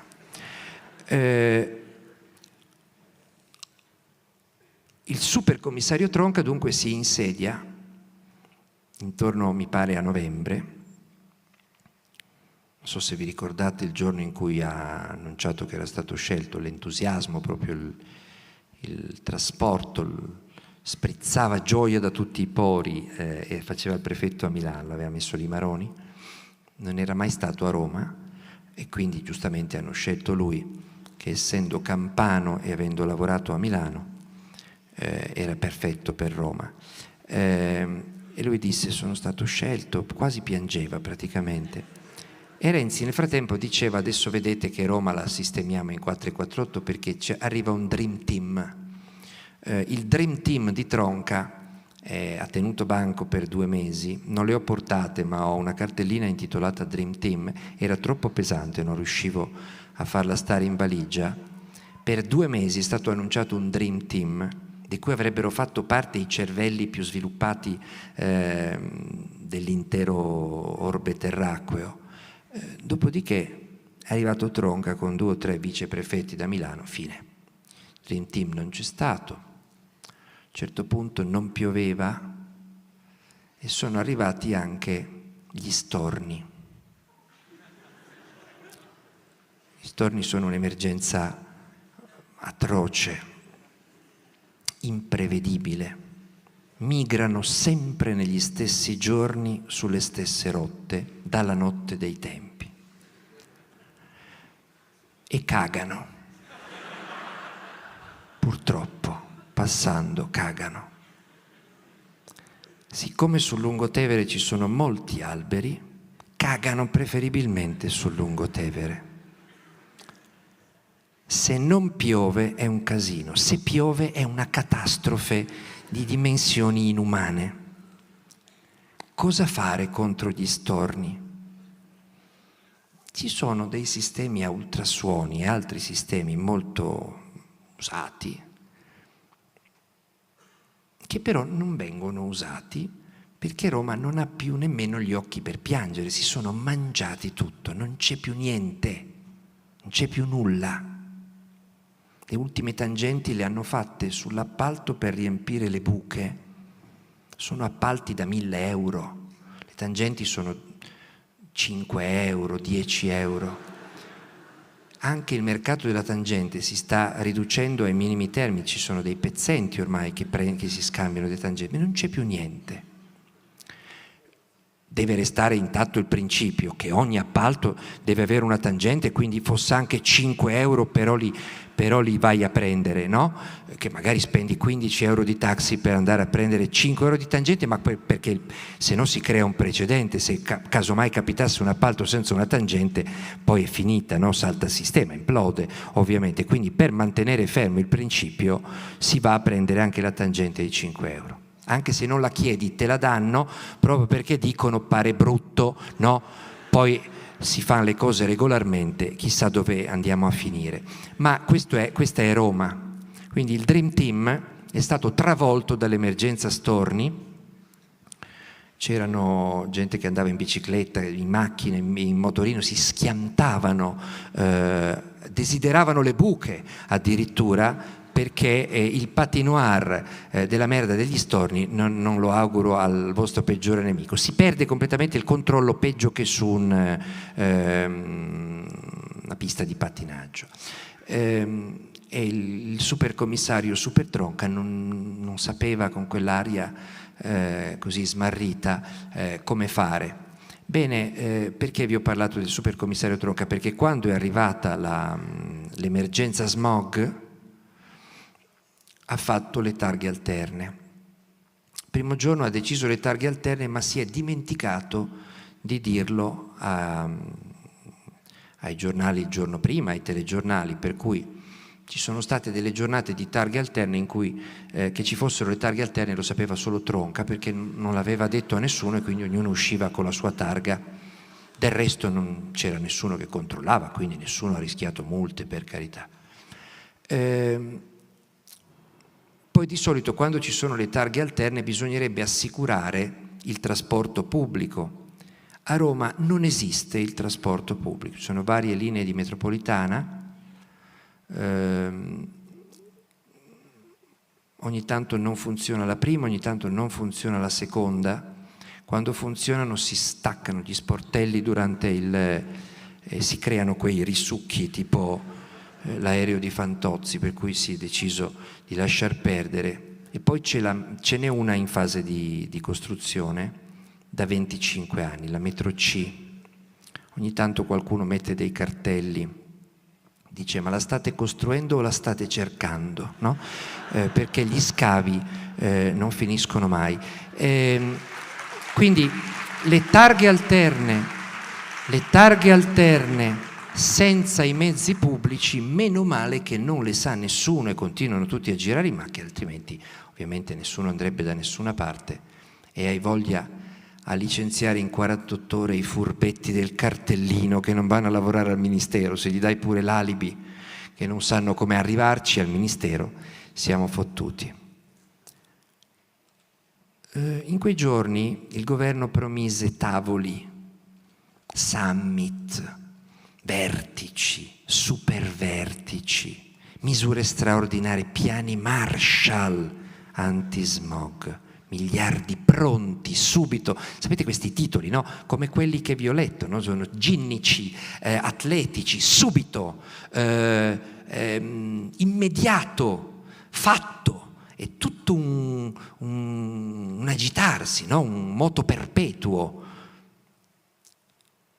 Il ministro Galletti, premio Attila, credo sarà il premio Attila 2016, aveva detto ci sono miliardi pronti subito, dopodiché per fortuna ha piovuto. Finito tutto. Piani Marshall, vertici, summit, miliardi subito. Niente.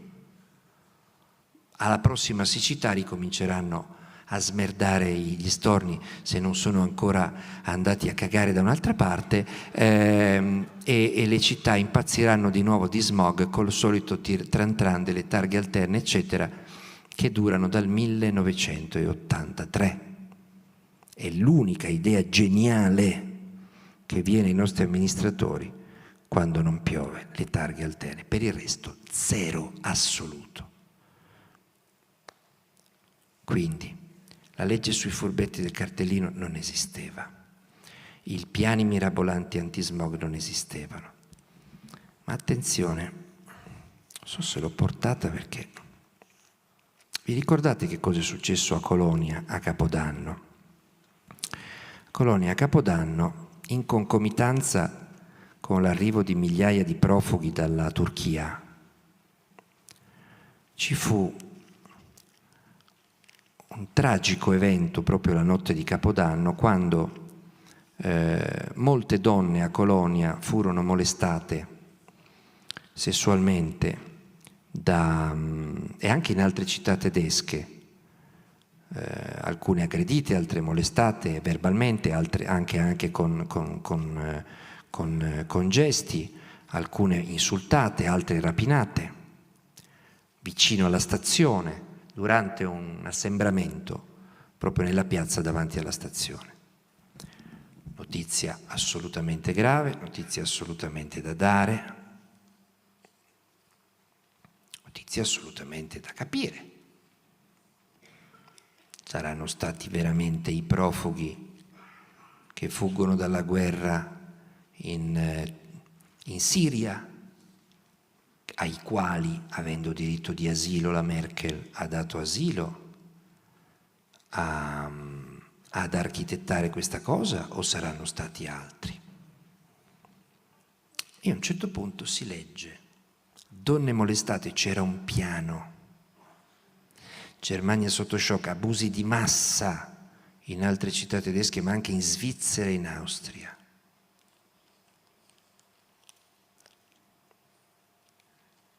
Stampa umoristica, le molestie sbarcano in Italia.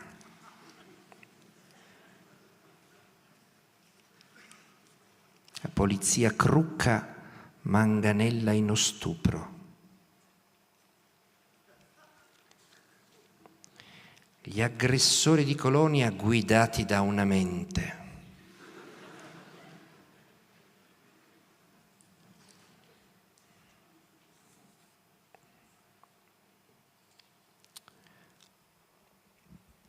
Un mese dopo si è scoperto che i casi di molestie erano stati opera di una dozzina di persone. È una notizia? Certo che è una notizia. Anche una sola donna molestata è una notizia. Fosse anche al Polo Nord, fosse anche dall'altro capo del mondo. Ma la domanda è, e questo non riguarda soltanto l'Italia, la domanda è: ma non sarà che qualcuno, parlando di migliaia di molestatori che si avventavano su migliaia di donne, con un regista occulto, c'era un piano, dice il Messaggero, c'era una mente, dice il Giornale, ci sarà dunque una centrale, una cabina di regia che dice: tu molesta in Piazza Duomo, tu vai a molestare Piazza Castello, tu invece prendi Piazza della Stazione, una spectre della molestia, tutta gestita da questi profughi, no? Si sono fatti migliaia di chilometri a piedi rischiando prima di annegare, poi di morire di fame, poi di essere fucilati, di finire impigliati nei vari fili spinati e nei vari muri che vengono eretti, e poi una volta arrivati lì cominciano a dirigere il traffico delle molestie. Ecco, io ho come l'impressione che sia stata montata una gigantesca opera di disinformazia per sputtanare la Merkel, che in un'Europa di inetti, tremebondi, cialtroni si è comportata da statista e ha detto: qui c'è un'emergenza, sono milioni di persone, cosa facciamo? O gli spariamo o facciamo entrare chi ne ha diritto. Naturalmente c'è modo e modo di farli entrare. Li fai entrare avendo uno Stato efficiente, li fai entrare. Voi sapete che la Germania sta già creando posti di lavoro fra i tedeschi, con le scuole di lingua tedesca e di arti e mestieri ai profughi siriani. Ha creato centinaia di scuole di lingua tedesca e di arti e mestieri ai profughi siriani e sta dando lavoro a un sacco di tedeschi che insegnano la lingua e il lavoro ai profughi in un paese che è quasi a piena occupazione. Infatti, da noi ci sono giornali che, non contenti di sparare cazzate sull'Italia, le sparano anche sulla Germania perché considerano la Merkel una matta, non avendo mai saputo fornire al problema dell'immigrazione una soluzione alternativa. Perché se arrivasse Hitler e dicesse ci vuole un'altra soluzione finale, sarebbe una soluzione alternativa, drammatica, criminale, da Norimberga 2, ma sarebbe una soluzione alternativa. Ma guardate che l'altra soluzione è solo quella della Merkel: far entrare quelli che ne hanno diritto e cercare immediatamente di dargli un lavoro onde evitare che diventino dei terroristi. Noi invece abbiamo degli astutissimi politici e degli astutissimi media che, per evitare che il terrorismo faccia nuovi proseliti, hanno deciso che appena arrivano intanto non gli diamo nessuna moschea, così li facciamo subito incazzare. Poi li insultiamo anche un giorno sì e un giorno pure, così li facciamo incazzare anche di più. Poi gli diciamo che noi siamo in guerra con l'Islam, che è una guerra di religione. Così loro immediatamente si sentono dall'altra parte e sanno che non potranno mai parlare con noi. Poi gli diciamo anche che la Fallaci aveva ragione. Fallaci, mi spiace dirlo, ma è quella che diceva che se avessero fatto nel suo comune toscano una moschea lei ci avrebbe pisciato. E poi aggiunse che era giusto andare a bombardare l'Iraq, l'Afghanistan e tutto il bombardabile, perché non si accontentava lei avrebbe esteso anche un po' il fronte, che è poi esattamente quello che è stato fatto. E infatti grazie a quei bombardamenti noi oggi abbiamo creato l'ISIS e gli abbiamo regalato migliaia di adepti in tutto il mondo che prima non c'erano. E abbiamo decuplicato il numero degli attentati negli ultimi 15 anni, da quando abbiamo adottato la ricetta della Fallaci. Io sono un grande estimatore della Fallaci per come scriveva. Ma quando purtroppo ha sbagliato clamorosamente la ricetta, l'ultima cosa che oggi mi sentirei di dire è che aveva ragione la Fallaci. Mi dispiace, scriveva bene, ma scriveva bene delle gran cazzate. Mi dispiace. Quindi delle 3 grandi notizie che hanno monopolizzato l'informazione a Capodanno, ce ne fosse stata una che era vera. La spectre mondiale delle molestie sessuali. Falso, 10-15 persone, giustamente in galera, ma non la spectre. 10-15 persone a Colonia. Nel resto d'Europa piccoli, sporadici casi. Segnalo, casomai qualcuno se lo fosse dimenticato, che in Italia i 2/3 delle molestie sessuali ai danni di donne avvengono dentro le mura domestiche a opera di mariti o fidanzati, a scanso di equivoci. Ci sarà una mente? Non lo so. Sono tricolori i 2/3 delle molestie sessuali. Ancora qualche primato riusciamo a conservarlo se Dio vuole.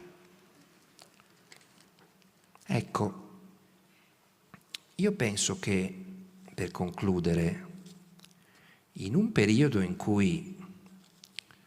Ah no, scusate, volevo dirvi ancora una cosa. Questa sera i siti registrano quella che viene chiamata la polemica, il caso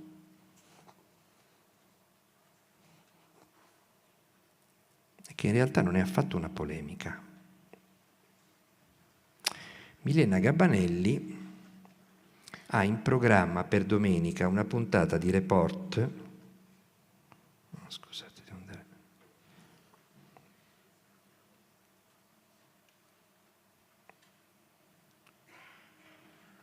Che riguarda una delle banche famose, Decotte, Popolare di Vicenza. Popolare di Vicenza, adesso sapete, insomma, è stato il dissesto e poi c'è stato tutto il tentativo di salvarla che è in corso. La Gabanelli fa una puntata per fare le pulci al nuovo establishment della Banca Popolare di Vicenza e ha ricevuto questa lettera. Egregi signori, vi invitiamo a valutare anche sul piano legale l'opportunità di differire la puntata della trasmissione Report dedicata alla Banca Popolare di Vicenza a data successiva al 30 aprile 2016, una volta completata l'importante operazione di ricapitalizzazione in corso. Lettera firmata dal capo degli affari legali della Banca Popolare di Vicenza, destinata al direttore generale della RAI Campo Dall'Orto, al capo dell'ufficio legale della RAI, al direttore di RAI 3 Daria Bignardi e all'autrice e conduttrice di Report Milena Gabanelli. È una richiesta di bloccare la puntata di Report dedicata alla Banca Popolare di Vicenza. Perché? Non intendiamo entrare nel merito di scelte e contenuti editoriali, ma il servizio si colloca nel pieno dell'aumento di capitale e dell'offerta pubblica di sottoscrizione che è necessario completare entro il 30 aprile. Quindi si teme che quel servizio possa essere interpretato in modo distorto o errato dal pubblico, cioè temono che il pubblico capisca il servizio, e quindi in sostanza interferisca con l'operazione di collocamento. Nel frattempo l'aumento di capitale da 1,5 miliardi destinato a traghettare in borsa la banca è slittato alla seconda metà di aprile, ma la Popolare non ha cambiato posizione. La Gabanelli ha risposto telegraficamente così: dico che in 20 anni di Report non mi era mai stata fatta una richiesta del genere. Credo che quando qualcuno chiede soldi, tanti soldi, al mercato, sia dovere del servizio pubblico fargli le pulci. Questo è un caso estremo, ovviamente, no? Un'azienda privata che chiede di non occuparsi di lei all'informazione perché l'informazione potrebbe danneggiare il collocamento in borsa. La risposta è ma l'informazione serve proprio a informare i cittadini sugli eventuali rischi di comprare certe azioni. Anzi, se l'informazione avesse fatto il suo dovere quando queste banche decotte vendevano i loro prodotti finanziari di merda a pensionati, vecchietti, dicendogli investimento sicuro, e poi questi poveracci si sono ritrovati con un pugno di mosche in mano e con della carta straccia, probabilmente molte persone avrebbero evitato di metterci i loro soldi e non sarebbero finite sul lastrico. È la storia di Banca Etruria, è la storia di Popolare di Vicenza, di Banca Marche, eccetera. Ma questa idea che l'informazione non deve disturbare sta passando dappertutto. Quando dovresti informare sul collocamento in borsa di un prodotto finanziario, se non prima che venga collocato in borsa? Loro vorrebbero che i cittadini si pigliassero quelle robe e poi dopo eventualmente si spiegasse ai cittadini che rischio correvano quando ancora potevano evitare di correrlo. È esattamente la stessa cosa di quando si sospende l'informazione in nome della par condicio nell'ultimo mese di campagna elettorale. Vi ricordate che qualche anno fa chiusero addirittura i talk show, adesso non c'è più nemmeno bisogno di chiuderli, nel senso che ne sono rimasti pochi, fanno poco ascolto, vengono delegittimati continuamente dal Presidente del Consiglio, dai politici, che però ci vanno sempre poi. All'epoca, quando i talk show facevano grandi ascolti, furono chiusi, perché si diceva, non è bene informare sulla politica proprio a ridosso delle elezioni, magari dopo. Come magari dopo? Io te lo devo dire prima delle elezioni chi è degno di avere il voto dei cittadini e chi non lo è. Dopo è tardi. Dopo i cittadini potranno venire da me e dire se me lo dicevi prima magari io non votavo. Ho saputo dopo. L'informazione a babbo morto è una tentazione continua e il sistema sta andando verso quella direzione. Il caso di Vespa e Riina Junior è emblematico. L'altro giorno qualcuno ha scritto che io ho difeso Vespa, io non ho affatto difeso Vespa. Mi sono meravigliato che il giorno prima che andasse, il giorno stesso in cui poi la sera sarebbe andato in onda l'intervista di Vespa al figlio di Riina, c'era un'infinità, una raffica di dichiarazioni di politici i quali dicevano vergogna, intervistare Riina, è un mafioso, come ti permetti? Poi capii a un certo punto, ma che sono impazziti? Ma io ho letto una splendida intervista di Indro Montanelli a Genco Russo, io ho visto delle splendide interviste di Enzo Biagi a Luciano Liggio e a Michele Sindona, gente che aveva le mani che grondavano di sangue, molto più del figlio di Riina.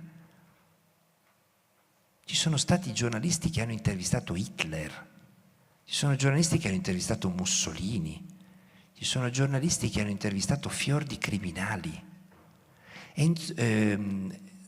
Sergio Zavoli ha fatto uno spettacolare, io me lo ricordo, voi siete quasi tutti molto più giovani di me, magari non ve lo ricordate, si chiamava La notte della Repubblica, era un reportage che è andato avanti sulla Rai per diverse settimane. Ha intervistato tutti i brigatisti che hanno insanguinato l'Italia negli anni del terrorismo.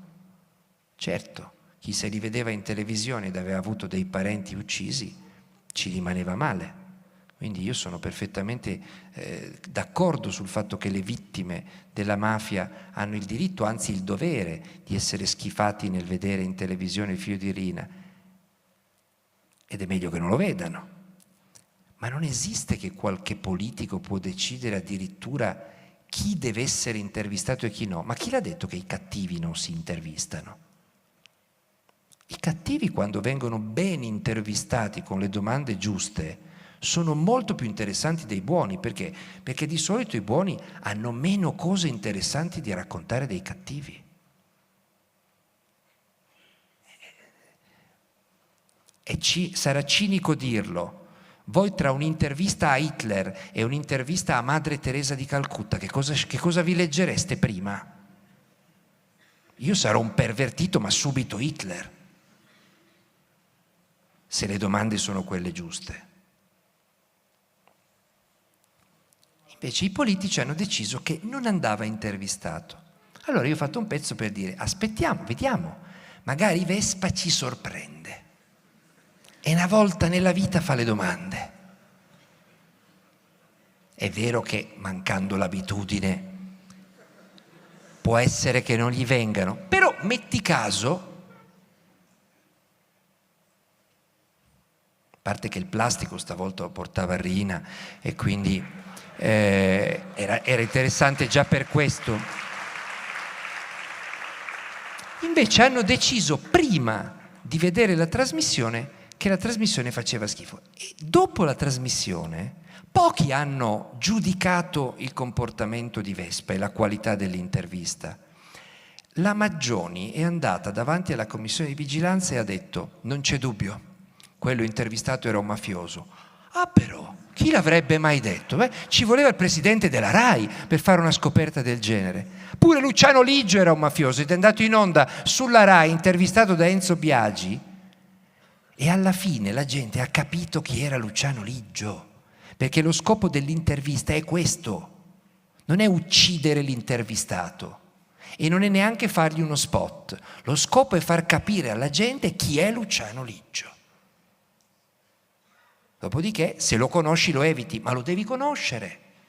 Se non ti piace cambi canale, ma è un servizio pubblico anche intervistare i cattivi. Il male va investigato, va conosciuto, va mostrato. Poi parliamo delle domande che Vespa ha fatto, anzi non ha fatto. Ma non c'entra niente. Sapete qual è il risultato finale di questa polemica? Perché questi sono bravi, Sono mica come Berlusconi che andava a Sofia e diceva non voglio più vedere Santoro, Luttazzi e Biagi e il giorno dopo nessuno li ha più visti. Questi sono molto più bravi, sono molto più furbi, sono molto più subdoli. Non diranno mai, Renzi non andrà mai in televisione a dire non voglio più vedere Giannini. Però vi assicuro che da settembre voi Giannini non lo vedete più.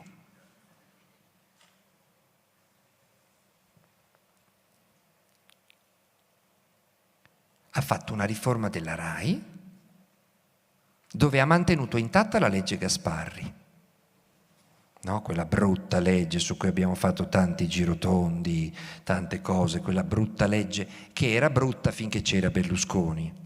Poi quando sono arrivati gli altri che l'hanno conservata è diventata, insomma, una bella leggina, ecco. Naturalmente stabilisce che il governo è il padrone della RAI e mentre prima c'era un consiglio di amministrazione che contava ancora qualcosa, c'era un presidente oltre a un direttore generale, adesso c'è un amministratore delegato che fa tutto lui con pieni poteri. Chi l'ha scelto? Guardatevi le foto della Leopolda, sembrano i fidanzatini di Peinè. Campo Dall'Orto è un leopoldino della prima ora ed è il direttore generale della RAI.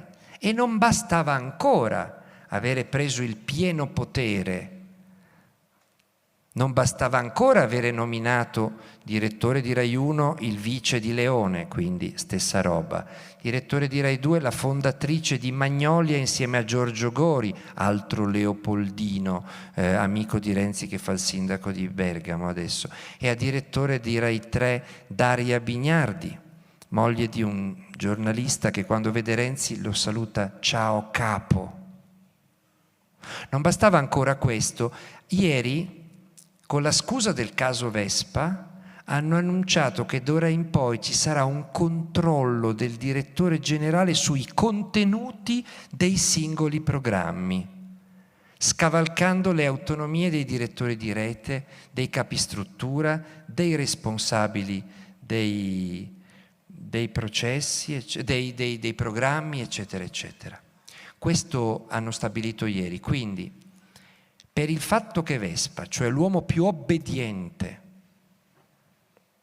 agli ordini dei governi, tant'è che non glieli devono nemmeno dare, li sa prima, li anticipa,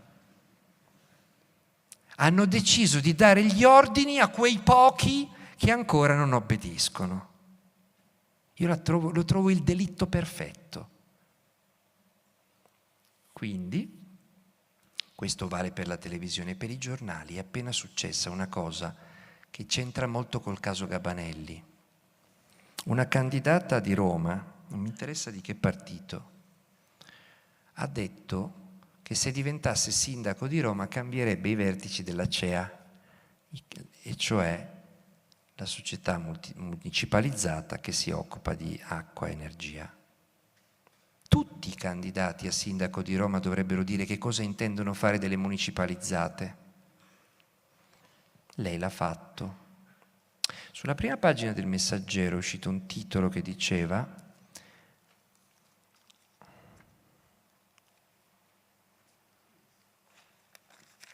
la Raggi parla, i romani perdono 71 milioni. Perché 3 giorni dopo quell'annuncio della Raggi, il titolo dell'ACEA ha avuto una flessione in borsa, poi ha avuto una risalita. Se fosse stato per le cose che ha detto la Raggi, il titolo sarebbe caduto il lunedì in borsa, non il mercoledì, visto che la Raggi aveva parlato la domenica da Lucia Annunziata. No, anzi, da Maria Latella. Difficile che aspettino 3 giorni per preoccuparsi di quello che ha detto la Raggi. Ma soprattutto, anche se fosse, che cosa deve fare un candidato sindaco di Roma? Non deve parlare di quello che vuole fare dell'Acea perché il titolo va giù? Ma soprattutto lo sapete di chi è questo giornale? Il Messaggero? È di Francesco Gaetano Caltagirone. E perché è così appassionato all'Acea? Perché è azionista, è il primo azionista privato dopo il comune col 16% delle quote. Ma nell'articolo non c'è scritto. Nell'articolo c'è scritto che a perdere soldi sono i cittadini romani. Ma i cittadini romani non sono azionisti dell'Acea. Gli azionisti dell'Acea sono il comune e il signor Caltagirone. E solo chi ha venduto azioni in quei giorni ha perso dei soldi. Nessuno perde soldi quando i titoli vanno su e giù, è tutto virtuale. Però i romani che hanno letto il Messaggero hanno detto: cazzo, ho perso un sacco di soldi, mi sono manco accorto. Staracci, E a guardarsene bene, perché questa ogni volta che parla, zac, parte via il portafoglio. Li ha persi Caltagirone, non li hanno persi i cittadini romani. Del resto, quando il titolo è risalito, il Messaggero non ha scritto: i cittadini romani hanno riguadagnato posizioni. Fa venire in mente quella battuta, non so se avete presente Proietti, che fa l'avvocato col suo cliente. Il cliente è un contadino. Proietti, l'avvocato, esamina le carte perché il contadino è in causa con dei cattivi che gli hanno fatto un torto. Lui gira le carte e fa: qua se li inculamo, qua se li strainculamo, ma qua se li inculamo proprio, Qua invece te se inculano. Qua te se inculano, qua se inculamo, qua te se inculano e qua te se inculano, Tant'è che l'altro a un certo punto dice: avvocato, ma com'è che quando c'è da incularsi siamo in due e quando c'è da prenderlo in culo sono da solo? Il caso Acea è identico. Allora voi vedete che Gabanelli non può fare un servizio perché c'è il collocamento in borsa. Un politico di opposizione non può dire che vuole rinnovare il management di una società municipalizzata nella città di cui si candida a sindaco, perché c'è il titolo in borsa. E queste pretese non sono strane, sono comprensibili, soltanto che nei paesi seri sarebbero talmente irricevibili che verrebbero rinviate al mittente all'istante. Da noi, come vedete, hanno libero accesso e quindi io penso che si debba essere preoccupati per il sistema dell'informazione che non ci vede già ben piazzati nelle classifiche. Adesso vi avevo promesso che vi leggo la prima pagina di domani, così intanto vedo anche di dare il via libera perché mi stanno chiedendo dalla redazione. Quindi la prima pagina è questa. C'è un mio pezzo che si intitola Trivelliamo l'Italicum, ma dato che si rivolge a un soggetto neutro, anzi un complemento, Italicum è neutro, è latino, è neutro, quindi non c'è sessismo. Poi c'è un inserto, a questo si riferisce l'articolo speciale, perché da domani si raccolgono firme per il referendum contro l'Italicum e lì spieghiamo esattamente che cosa succede se si riesce a togliere i 2 punti incostituzionali dalla legge elettorale, che se invece dovesse rimanere senza il referendum sarebbe quella con cui voteremmo quando ci toccherà di andare a votare. Poi c'è il caso dei petroli, così l'uomo della Finocchiaro aprì la commissione a Mister Guidi. Poi c'è Regeni, dove finalmente 65 giorni dopo il delitto l'Italia si è decisa a richiamare l'ambasciatore per protesta contro il regime che ci sta prendendo per i fondelli da parecchio tempo. Poi vabbè, c'è un'intervista a Luca Zingaretti che sta con i no triv per il referendum. C'è un pezzo sulla corsa farsa di Passera Solitario, che sapete sta correndo a Milano, insalutato ospite, eppure con grande entusiasmo continua a combattere come se fosse in testa.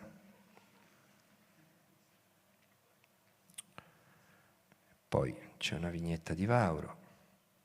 Sapete che il Papa oggi ha fatto un'apertura ai divorziati, ha detto che il sesso non è un male ma è un dono di Dio. Allora c'è Dio che dalla nuvola gli dice: ho letto che dici il sesso non è male, tu come fai a saperlo?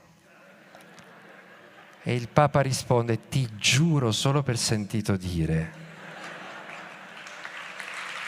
Buonanotte.